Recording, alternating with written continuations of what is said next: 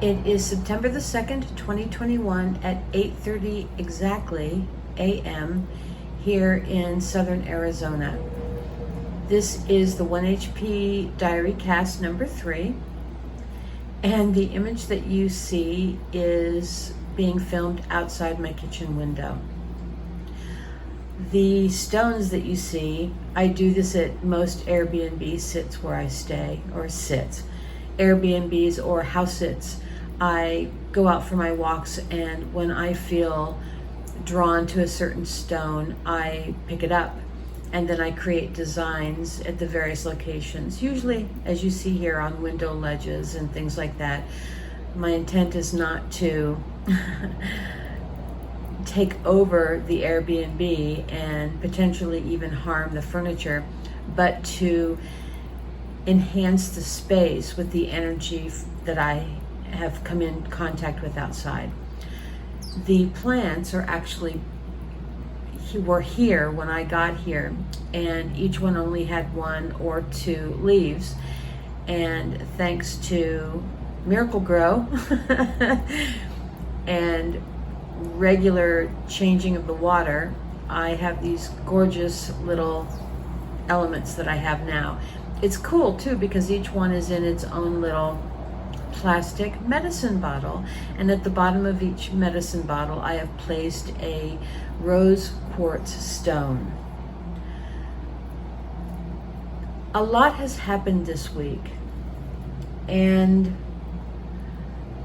I guess I've said that the first 2 episodes as well, but it is energetic and spiritual and has more to do with things going on within me than outside of me.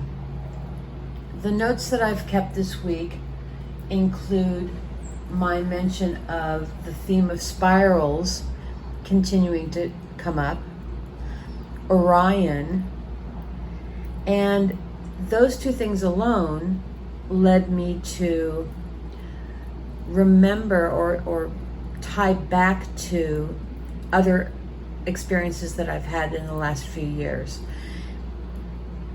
I also had confirmation that I posted on the 1HP's Facebook page when a phrase, an image came out during my first session at actually trying to connect through a portal that actually has been scientifically proven to exist in the Orion constellation. According to science, if you look up digests and articles and things like that, the portal continues to open and close, and changing location. And these portals are electromagnetic, and the magnetism is so strong it pulsates and creates kind of like a bend in the space, yet it isn't sustaining itself, and scientists are trying to figure out how to keep it open to then see if it's possible to move through it and then return back through it. The challenge now is simply because it moves, it's always temporary. They haven't been able to determine exactly how to transverse it. There is a project called MMS, and I don't have, oh, here it is, Magnetosphere Multi-Scale Mission, and for some reason that's called the MMS Project. I believe it's a NASA project. And in 2013, an article was written in a publication called telescope.com, which, if you read that Facebook page, you can see that it simply just appeared in my Google search results without my intent at trying to find it, but following another search that I did on the term of Orion. What's interesting is that in 2016, I actually purchased a huge professional telescope from Orion. And Orion is the organization that puts out this telescope.com website, both for sales, and then they've got this huge community section as well. And it's been around for a really long time. You should check it out. They've got some amazing photos there that people take with their telescopes of the cosmos. Yet it can't be tied to how these search results came back to me, simply because this is a brand new computer. The theme of spirals that keeps coming up in material that finds its way to me led me to the equivalent of that spirals are what is used to transverse a portal, an electromagnetic portal, like the ones that are described in the article and in the mission of MMS. You need to take the energy in a spiral to go through the portal, and the MMS mission is trying to determine, it's measuring, I think they called them ships, and I think they sent out 5 or 6 of them with the intent of measuring all kinds of waveforms, including the magnetic fields. If you look up any of the articles about MMS, none of them address specifically the fact that they're trying to figure out how to keep the portals open to see if it's potentially possible to travel through them and then back from them. But that was what was discussed in this 2013 article, written 2 years before the project actually launched, where it was in the planning stages, and they are the ones who said that was the intent. And I believe them, because most of them are scientists or people who have been in the field, and that's why they buy such, elaborate telescopes in the first place. The point is that in the process of spirals, taking me to the topic of Orion, I found a video found me that talked about let's call them the people of the Orion constellation, that are not always of form, but those that do take form, that have come to Earth supposedly, are at least 2.5 meters tall, which is over 7 feet. And in December of 2019, I had a situation occur where I went to a drugstore looking for something, couldn't find it, and asked this guy who was stocking shelves if he worked there, just to be polite. And he said, yeah, he confirmed. He kind of shook his head, but he looked like a deer in headlights. And my first impression was that this must be his first day of work. I asked him where I could find something, and he stood up to look around, and he was taller than the shelves. And I'm 5'3", so to me, he looked like a giant. And he was very definitive in his look because of a lot of factors I've written about before. And he didn't seem to actually, he seemed out of place. Shortly after that, I was in line trying to buy what I had picked up at the drugstore, and he was in the line next to me, and it was the holiday time, so there were lots of lines, and each line was really long. And I couldn't figure out what he was doing in line when he had confirmed minutes before that he actually worked there, but I was trying to make sense of it. And then an announcement was made that the credit card machines had broken down, so you would need cash, and even though I had cash, I wasn't interested in all the other holiday shoppers who were going to be agitated by this. I only had one item. I put it back and walked quickly to another drugstore that was a long city block down the street. I was in Jamaica, Queens. When I got to the other drugstore and the doors automatically opened, that same guy with the same clothes, the same items in his hand, the same look, was looking right at me. He was in the same line farthest from the door.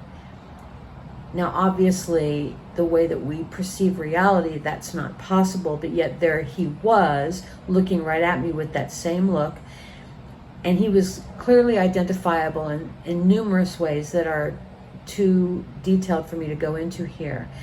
And I stood there for a long time first time 30 seconds, and then when I couldn't find the items there either, it began to leave. He was still in line looking at me, and I stood there for over a minute trying to make sure he knew that I recognized the uniqueness of this.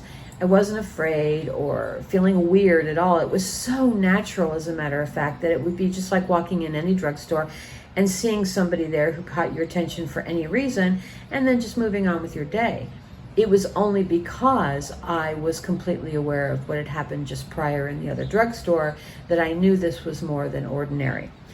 And because he was so tall, when I ran across this information and all of these themes of spiraling of coming in, and then this article from this Orion publication, telescopes.com, just appeared for me on the topic I was looking for more information on, and then more and more continued to come, that I knew that there was a possibility that that could potentially explain the oddity of that man back in December of 2019.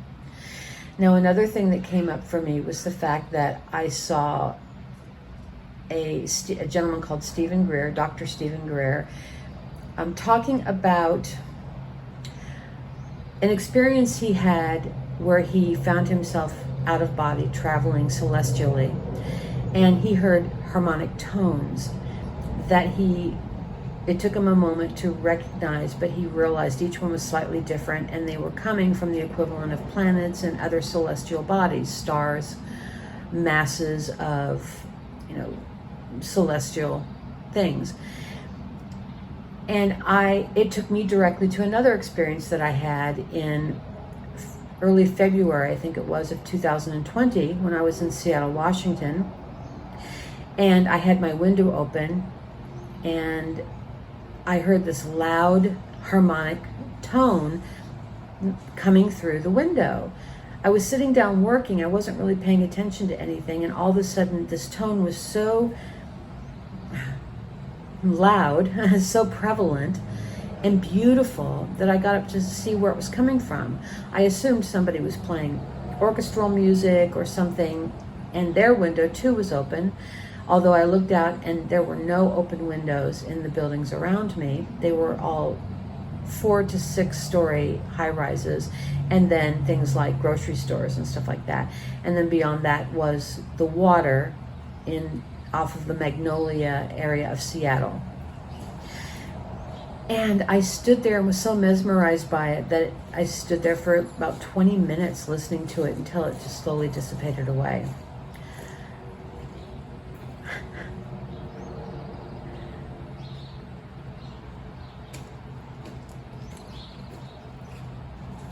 That's curious, isn't it? Okay, so let me continue on. I'll let you make of that what you will. I'll bet that means something to someone.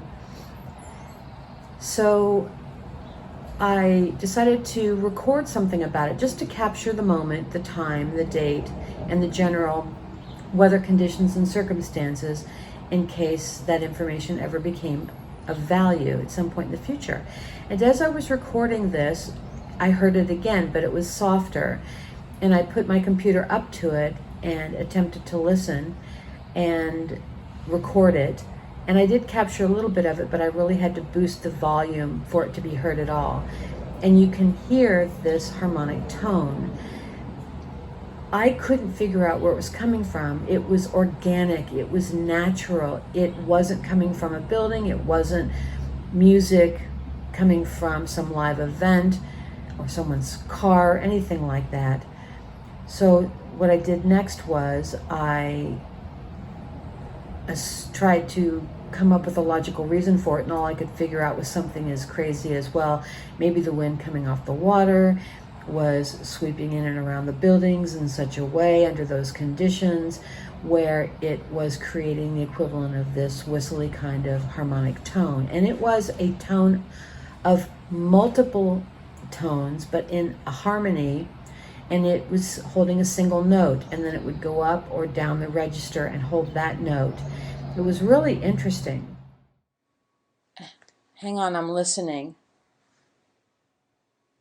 I hear it again. Can you hear that?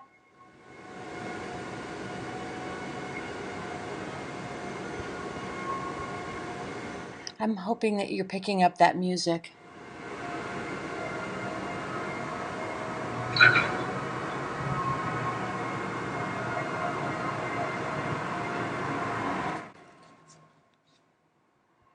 Okay. All I can do is pray that part of that got picked up. I guess I'll only know when I go back and listen to this recording.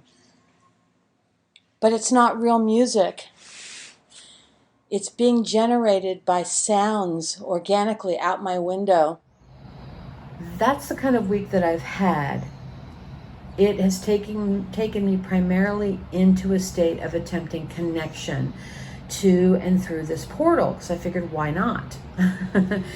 I got enough information on the how-to and the location, and the information just kept finding me. I wasn't looking for it so much as it just finding me, that I figured it was worth a shot. Now here's the kicker. On the morning of the 29th, which I think was Saturday, first thing in the morning, before, my mind got cluttered with distractions or too clear, I attempted this contact.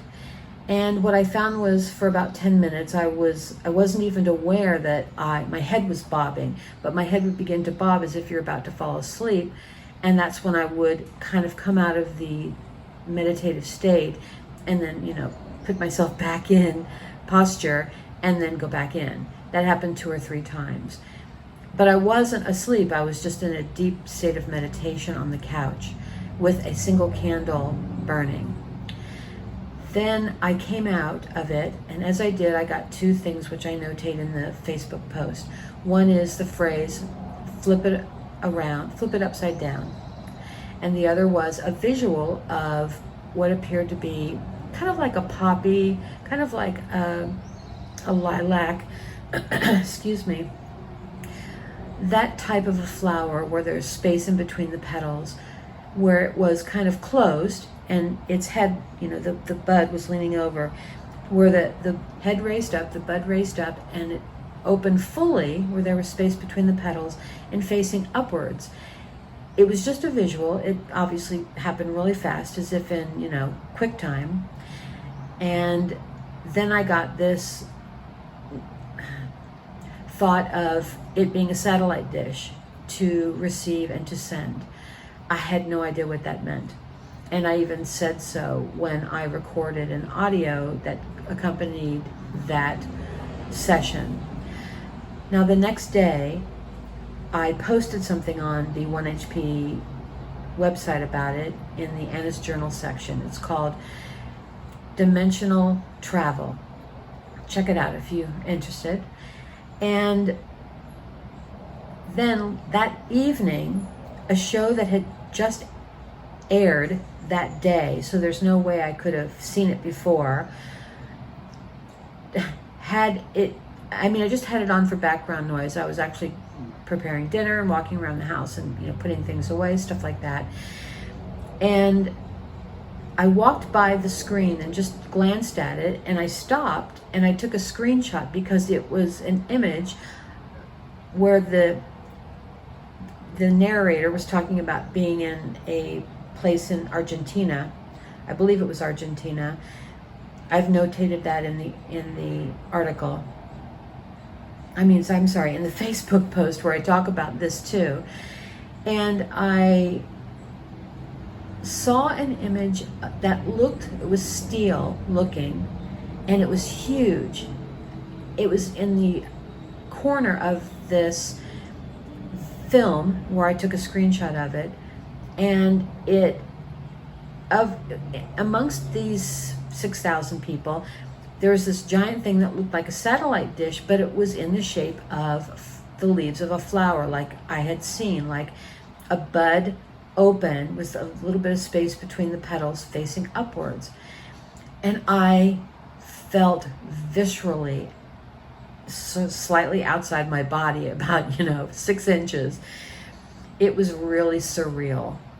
So I took the screenshot and I recognized that what he was talking about was what I was doing. They were coming together collectively back in 2011, I think it was 2011, where they were pooling their energy to connect with other dimensions, to open portals on Earth, to clear the energy, something like that.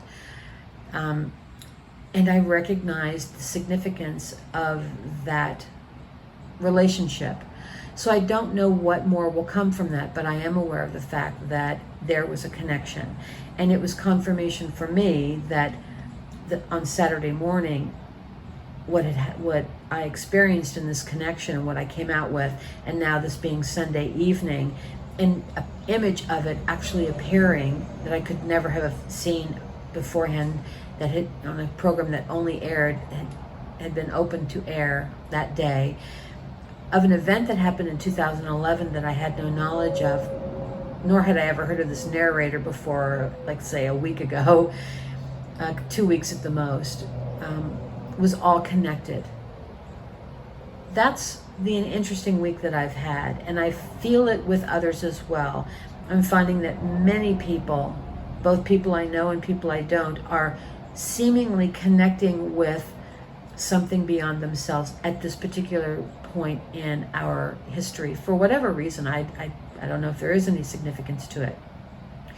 But I can tell you that I feel differently in this world. I don't feel like I'm completely in body.